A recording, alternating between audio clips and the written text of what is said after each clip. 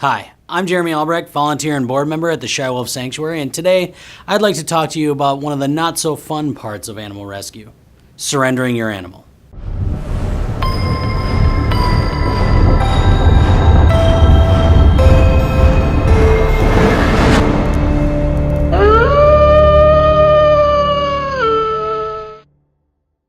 Now, Shy Wolf Sanctuary is an exotic animal sanctuary, but this video is not referring to only exotic animal owners.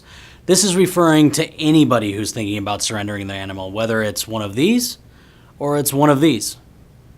So you've decided to surrender your animal. Maybe you lost your job, maybe you had a baby and they're allergic, maybe you made a training mistake and you're in over your head. Maybe the animal has become aggressive. Maybe you have a fear of commitment. Maybe nobody told you that iguanas require a UV light, or that huskies will get their energy out one way or another, whether that be on your walk or on your couch. Maybe nobody told you that this guy was going to turn into this guy. Maybe you didn't think about the fact when your boy Rampage got out, he was going to murder Fluffy and Mittens and Frank and Rodrigo and that bunny that your neighbor feeds. Maybe now you have a lawsuit on your hands. Maybe you're keeping the animal illegally and you're starting to get paranoid. But here's the first thing I want you to know. As rescuers, we don't care why the animal's being surrendered. We are not here to judge you, so please, please, please don't subject that animal to neglect or release it into the wild because you're afraid of being judged or persecution. That's not what we do. And as a message to other rescuers, don't get after owners while they're in front of you, and try not to disparage them afterwards. I know it's hard, but nobody benefits from it, and it just undermines our great work by making us look bitter. That said, there are other options out there besides surrendering your animal. There are many groups and individuals out there that specialize in helping you to manage that problem animal and overcome those challenges. So please, if that is an option, take it. A lot of the time, all you need is a little bit of coaching. All right, so you still want to surrender your animal. Once you've contacted an appropriate rescue, these are the things that we ask of you to make the process as simple as possible for both you and us, and of course the animal. First off, give us all the records you have on the animal. Tags, vet records, breeder records, pedigrees, incident reports, photos, everything. Listen, I don't care if the breeder paperwork is up in a heavy box in the attic in the far corner.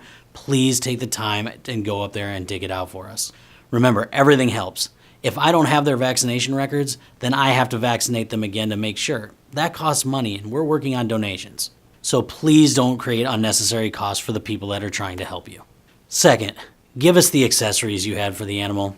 If you're surrendering a Gila monster, a stink pot, a chuckwalla, or a mata mata, please give us the aquarium or the enclosure you kept them in, along with any lighting, heating, or food that you may have left over. Each thing you give us helps us immensely. It's one thing less we have to buy. And to be perfectly honest, if you keep the enclosure, we wonder if you're not just going to get another animal for it. If you're surrendering an ai or a dingo or a wombat or a dugong, please provide us with the leashes and the collars and the flea medicine and the heartworm and the kennels and whatever a dugong needs. Every little bit helps us. Third, cooperate us as much as you possibly can. We're working on donations, and let's be honest, we're kind of doing you a huge favor here. In many cases, we are relieving you of the biggest problem in your life. Okay, and not only that, but we are doing it guilt-free. Just think about that for a second. As long as you're surrendering to a no-kill shelter or a sanctuary, you are doing this guilt-free. You know that animal is going to go on to have a great life. So please keep that in mind when you're trying to decide whether you're going to drive the 4 hours down to the sanctuary or you're going to make us do an 8-hour round trip to come and get the animal. Please make us taking your biggest inconvenience away from you as convenient as possible for us.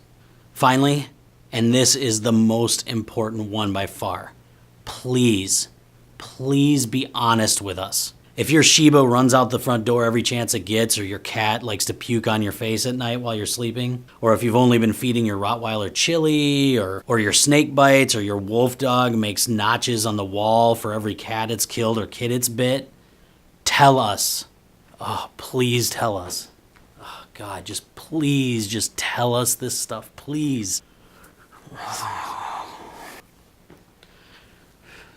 Tell us. Those last two are big. Okay, if your animal bites or is aggressive in any way towards human beings, you have to tell us. If you don't, you're putting us in unnecessary danger. Real danger. Listen, animals are surrendered for all the right reasons and all the wrong reasons. But at the end of the day, rescue is what we do. In that time of need, we're here to support the animal and the owner the best way we know how. All we ask is that you do the same for us. Okay, to recap, give us all the records you can possibly find on the animal.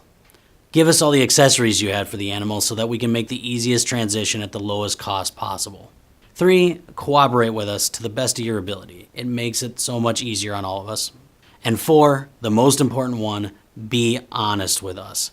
Don't be afraid that we're not going to take your animal because it did something naughty at some point.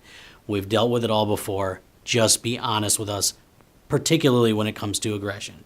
If you'd like to know more about Shy Wolf Sanctuary, please visit us at www.shywolfsanctuary.org. I'm Jeremy Albrecht. Thank you for watching. As always, be kind to animals, and we'll see you at the Shy Wolf Sanctuary.